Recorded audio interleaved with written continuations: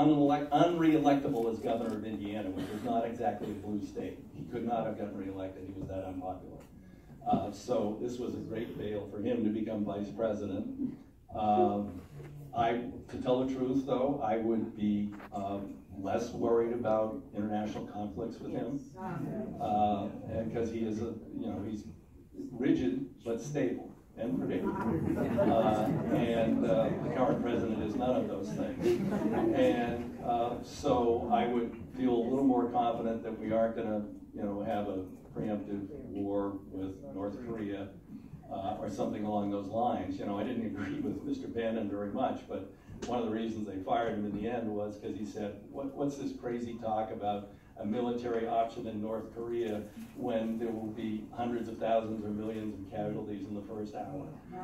He said there is no military option. I think that was the final straw when they tossed him out, but it's true. I mean, there's no way to prevent the massive destruction of Seoul, Korea, because of everything that's built into the mountains and targeted there.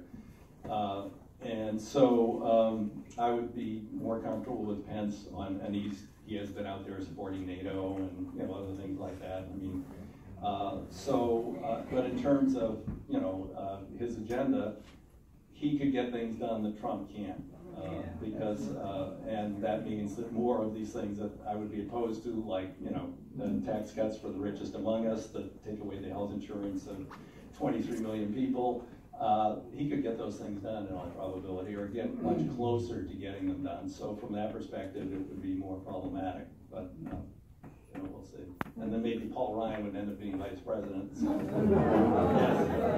wonder how many people in the United States have thought about the fact that no vice president has ever been voted for by the public. I don't understand how, in this day and age, that we can't vote for vice president as well as president, because he's not representing anybody if he comes into power. Well, I'm probably going to disagree on that one, because it would be pretty awkward to have, Donald Trump and Bernie Sanders, president and vice president. So, I'm not sure what that White House would look like. So, I think the president choosing his potential successor and right-hand person is, I think you get to vote for the ticket, so, anyway. Other questions? Yes, ma'am. Yeah, go right ahead. Yeah, sure. Yeah. Is there any hope of doing anything about the ever-increasing problem of income inequality? Sure. There's a number. There's a number of. The question is income inequality, which is reaching, pre-depression, historic, Gilded Age kind of extremes in this country. Yeah, you would to have a system of taxation that's fair. If you run a hedge fund, for instance, that you pay a rate of federal income taxes less than a school teacher, because you get what's called carried interest. So it's deemed that all the money you manage is your money, even though it's not your money, and therefore it's a capital gain and you get carried interest. It's not, you're not getting paid a management fee or a salary. I mean, that's just one of the most extraordinary inequities to talk about. People forget that, in the Eisenhower era, when we built the greatest nation the world had ever seen post-World War II, and we had the most robust and growing middle class the world had ever seen, when I was growing up as a kid, that we had top tax rates of 93%. Now, I would say 93% is probably a little high, but to be talking about, that we're going to further lower rates from where they already are, that the rate of taxation on these people is excessive, it's not. And then corporations, the corporate system is really messed up, because everybody says, oh, we have the highest corporate tax rate in the world. We do. And the only people who pay it are companies that solely operate in the United States of America. So we are essentially discouraging domestic companies to create multinationals who can hide all their profits overseas, even though they're based here, like GE. Sometimes GE pays negative taxes. Some years they pay negative taxes. So you could lower the corporate rate and eliminate the overseas loopholes.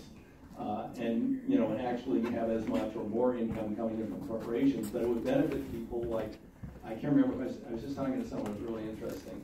I mean, I know I work a lot with the railroads. They pay the statutory rate because they only operate here and they only employ people here, so they pay the full rate. Johnson Crushers.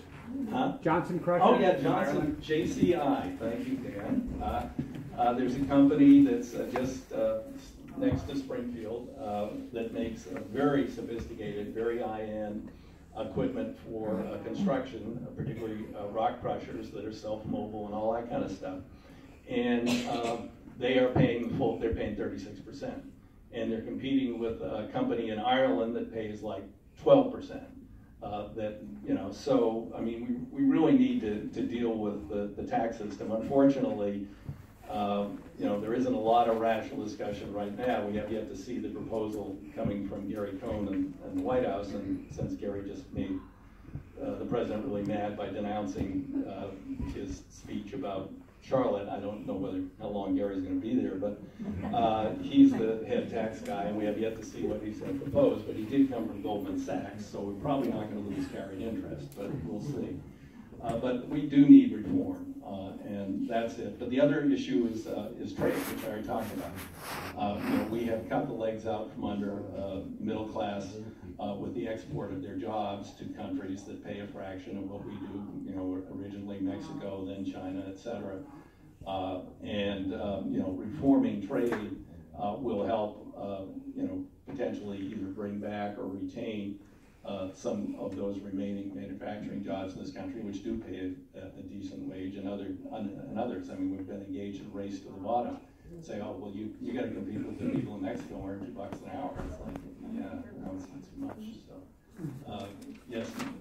I've been reading a lot about benefits of industrial